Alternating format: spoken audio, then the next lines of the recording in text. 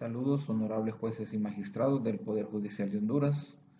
Mi nombre es Milciades Ventura Herrera y se me asignó dar una pequeña charla o una pequeña explicación sobre los delitos contra la fe pública, para lo cual he contado con la colaboración del abogado Carlos Quirós, juez de sentencia de Francisco Morazán, en la elaboración de las presentes diapositivas.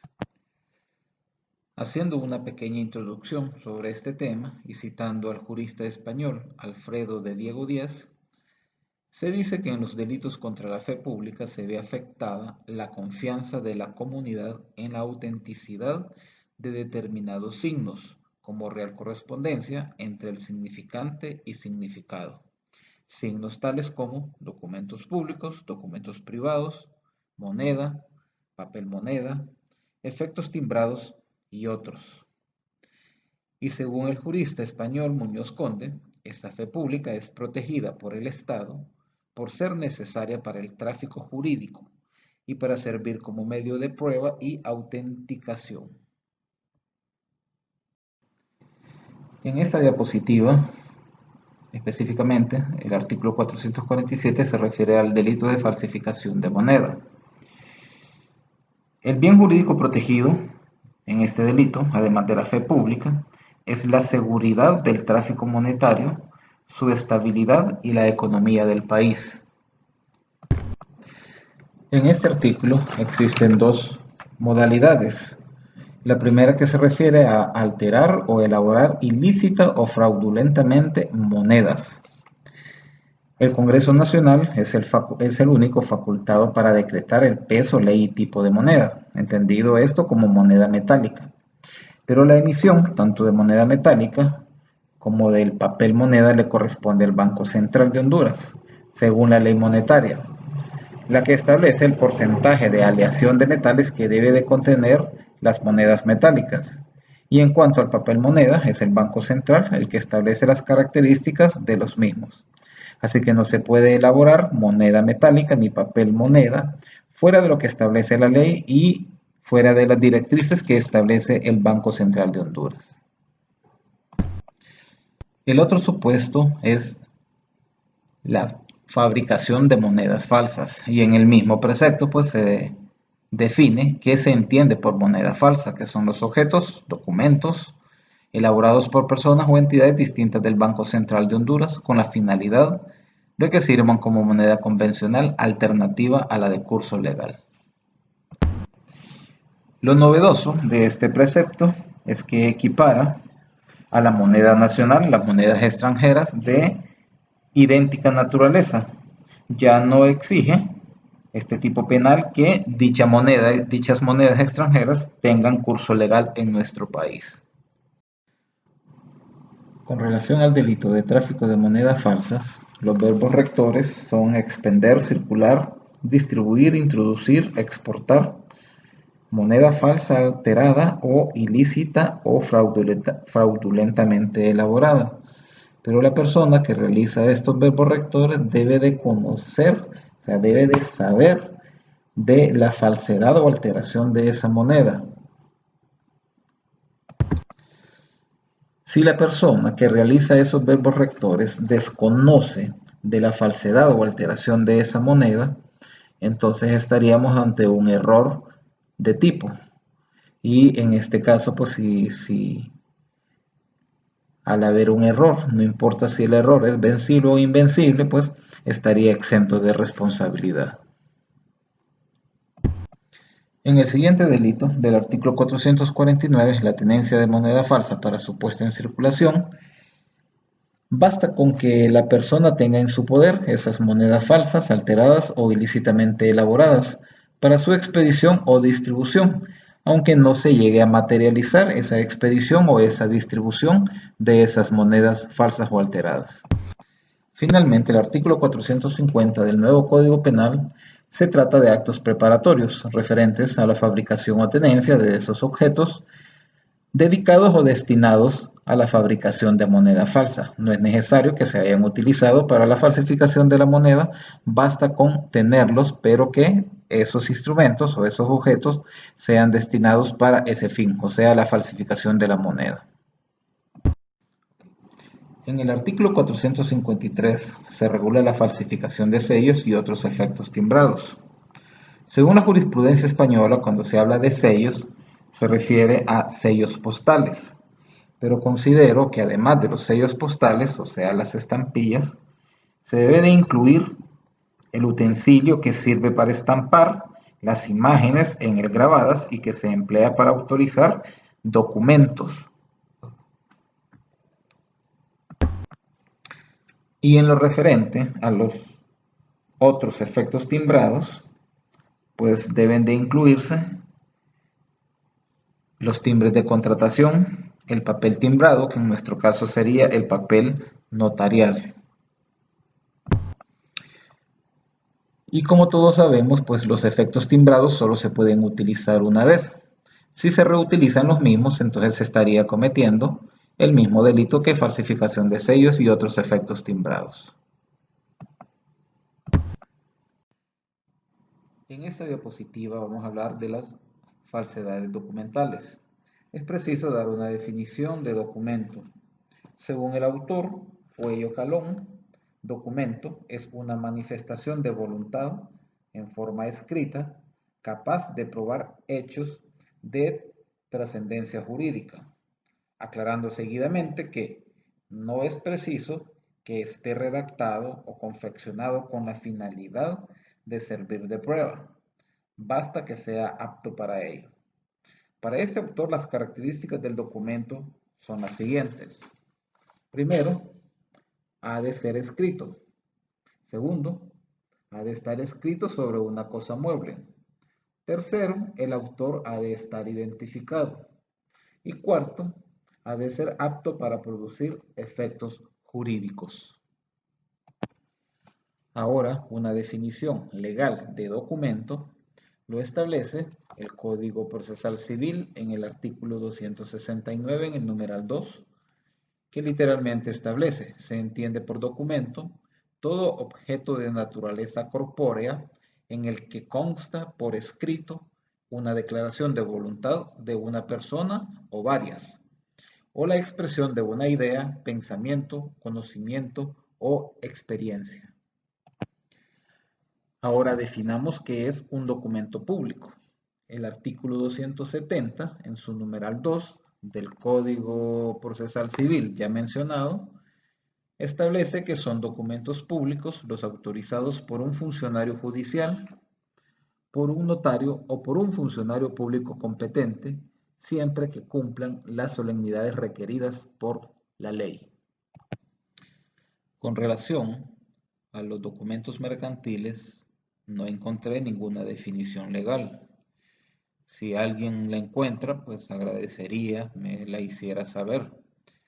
Me auxilié de un código penal español comentado de varios autores, en el cual se establece que documentos mercantiles son aquellos documentos explícitamente contemplados en la legislación mercantil y que tengan una eficacia jurídica superior a la de un simple documento privado.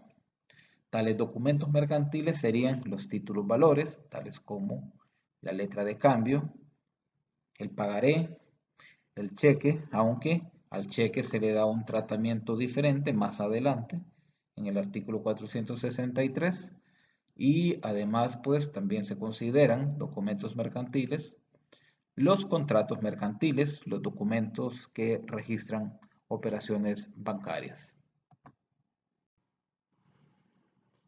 En esta diapositiva vamos a analizar los primeros dos supuestos que tienen que ver con la falsedad de los documentos públicos o mercantiles.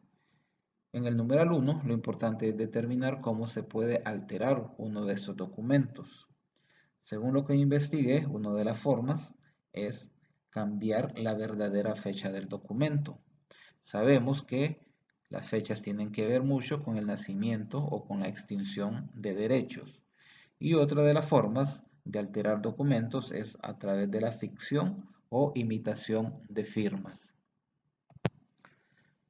Con relación al numeral 2, es lo equivalente a crear un documento que parezca verdadero, que sea capaz de hacer creer que es auténtico, pero que no existe en la realidad lo que dicho documento registra.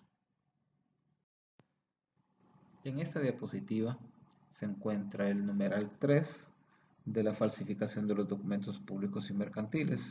Esto es lo que se conoce como la falsedad ideológica, que no es otra cosa más que faltar a la verdad en un documento sobre los hechos o establecer en dicho documento declaraciones o manifestaciones diferentes a las verdaderas que no han tenido lugar, de modo que induzcan a error sobre la veracidad del documento en alguno de sus elementos esenciales. Luego, en el siguiente párrafo están las penas establecidas, dependiendo si se trata de la falsificación de un documento público o si se trata de la falsificación de un documento mercantil. Según el artículo 458, si algún funcionario o empleado público comete alguna de las falsedades establecidas en el artículo 456, además de las penas establecidas en ese precepto, se le debe de imponer la pena de inhabilitación para empleo o cargo público por el tiempo de 6 meses a 12 años. Y esto es así porque los funcionarios son depositarios de la ley, no superiores a ellos. Están para hacer cumplir la ley, no para violarla. En el segundo párrafo de este artículo 458 nos encontramos ante dos supuestos de delitos imprudentes, siempre relacionados con funcionario o empleado público. El primer supuesto es que sea el funcionario o empleado público el que directamente, por imprudencia grave, realice cualquiera de las falsedades establecidas en el artículo 456. Y el segundo supuesto es que sea el funcionario o empleado público el que dé lugar a que otra persona cometa alguna de las falsedades establecidas en ese mencionado artículo 456.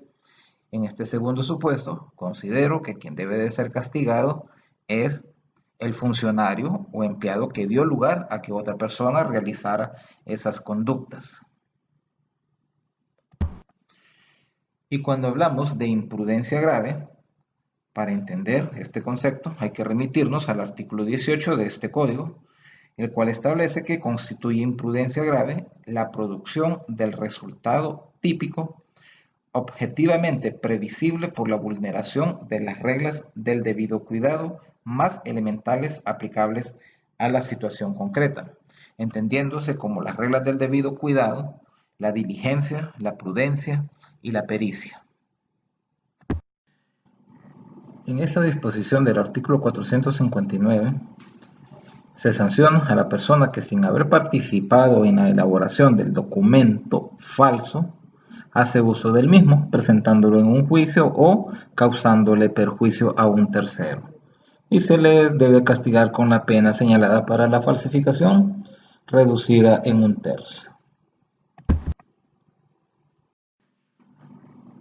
Sabemos que la tarjeta de identidad es uno de los documentos públicos más importantes que tenemos, por cuanto nos identifica, nos individualiza y con la misma acreditamos nuestra condición de hondureños, motivos por los cuales la misma es susceptible de ser falsificada por diversos motivos.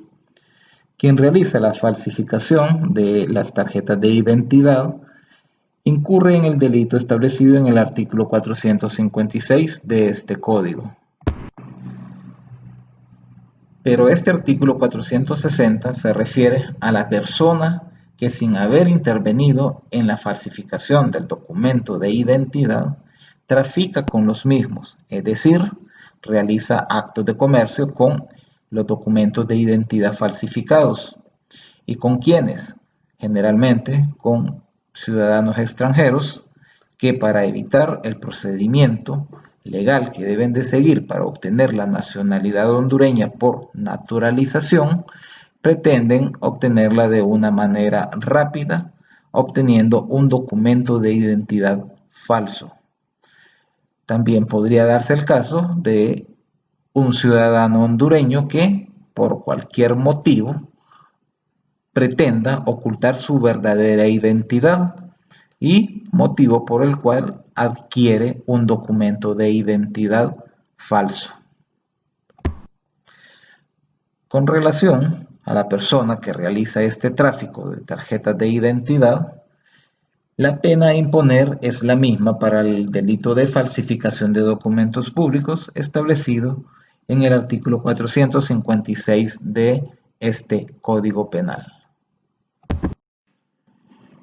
En esta diapositiva trataremos de la falsedad en documentos privados.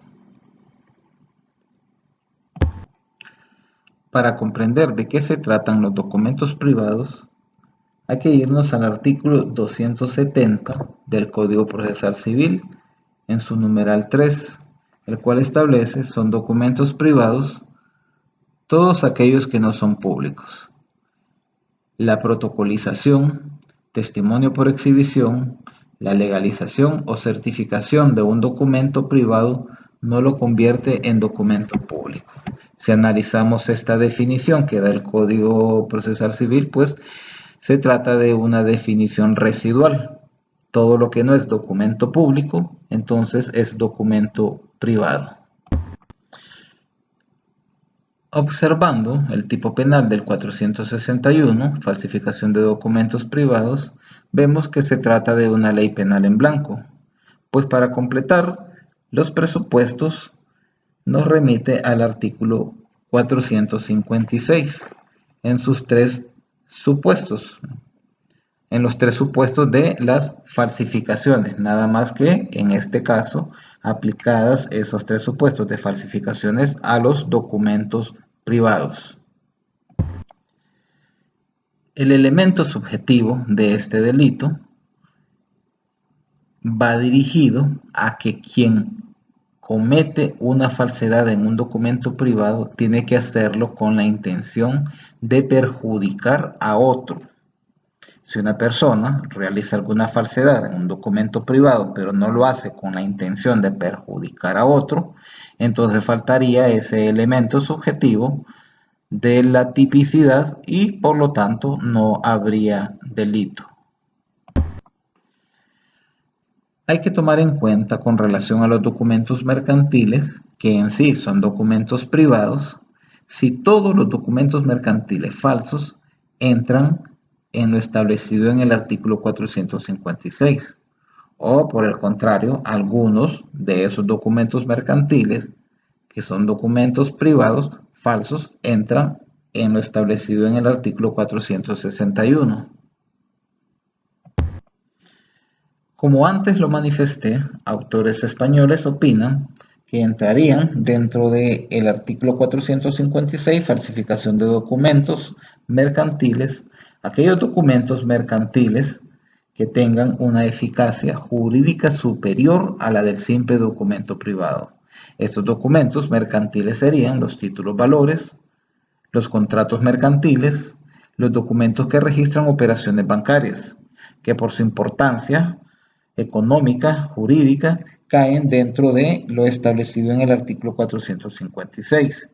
Sin embargo, considero, es mi opinión, que existen algunos documentos mercantiles que pueden ser objetos de falsificación y que no necesariamente entrarían en lo establecido en el artículo 456, sino que en lo establecido en el artículo 461. Por ejemplo, se me ocurre la falsificación de una factura por la supuesta compra de un electrodoméstico en un establecimiento comercial por un valor de unos 700 lempiras. Me parece que debería de dársele el tratamiento de la falsificación de un documento privado, ya que no tiene demasiada relevancia jurídica ni económica. Pero bueno, acepto sugerencias, acepto críticas. Si alguien no está de acuerdo, pues estamos para dilucidar estas dudas que se presentan en este nuevo código. Continuamos con los delitos que tienen que ver con la falsificación de tarjetas de crédito y tarjetas de débito, así como cheques de viaje. Con relación a las tarjetas de crédito y débito, no entraré en mayores detalles, ya que todos sabemos que son instrumentos que nos sirven como sustitutos del dinero en efectivo y que son utilizados para la obtención de bienes y servicios, o sea, es una forma de pago. Teniendo estos documentos o estos objetos, tarjetas de crédito y tarjetas de débito, el mismo valor que el dinero en efectivo, el legislador optó por sancionarlos con las penas señaladas para la falsificación de moneda. Nótese que el tipo penal habla de alterar, copiar, reproducir o falsificar tarjetas bancarias de crédito o débito. Quiere decir que no importa la cantidad de tarjetas de crédito o débito que se falsifique, se reproduce o se altere, siempre se va a considerar un solo delito, al igual que el delito de la falsificación de moneda. Siendo que estos objetos, estas tarjetas, funcionan a través de los sistemas o las redes, es fácil para las organizaciones criminales internacionales, utilizando la tecnología, o mejor dicho, mal utilizando la tecnología, obtener los datos de las tarjetas de las personas que las obtienen legalmente y de esa forma clonarlas tal como se conoce popularmente y así pues perjudicar al titular de la tarjeta de crédito o de la tarjeta de débito. Con respecto a los cheques de viaje o cheques de viajero, pues este instrumento ya casi no se utiliza desde que aparecieron las tarjetas de crédito, pero sí en algunos casos se han utilizado. Esto consiste en que una persona compra un cheque de viaje en una institución bancaria y puede hacer uso de él mismo en otro país, ya sea cambiándolo en otra institución bancaria o incluso realizando compras de bienes y servicios con ese mismo cheque. Pero reitero, ya casi no se utiliza, ya que lo más práctico actualmente es utilizar las tarjetas de crédito o las tarjetas de débito. Con relación al segundo párrafo de este precepto, hay que remitirnos a lo que dice el artículo 6 de la Ley sobre tarjeta de créditos, específicamente en sus párrafos segundo y tercero. El tercer párrafo dice casi exactamente lo mismo que dice este segundo párrafo de este artículo 460. El delito de usurpación de la personalidad de otro. Para que se dé este delito no basta que alguien en determinado momento y de manera esporádica se haga pasar por otra persona, sino que es preciso que esa suplantación debe de ser continua, persistente, es decir, debe de asumir la personalidad de otro en todas sus cualidades y atributos, tal como lo establece el artículo 470, y en el mismo ejercicio de todos los derechos y acciones dentro del ámbito familiar y de la sociedad de la persona suplantada. Un ejemplo sería, digamos que X es heredero de una fortuna, Y interesado en esa fortuna suplanta en todos sus atributos y cualidades a X, todo con el objetivo de ser él quien reciba esa herencia, haciéndose pasar por X. Usurpación de funciones. Comete este delito la persona que, sin haber sido nombrado, ya sea por autoridad competente o por haber sido designado por elección popular, realiza actos que son propios de un funcionario o de un empleado público.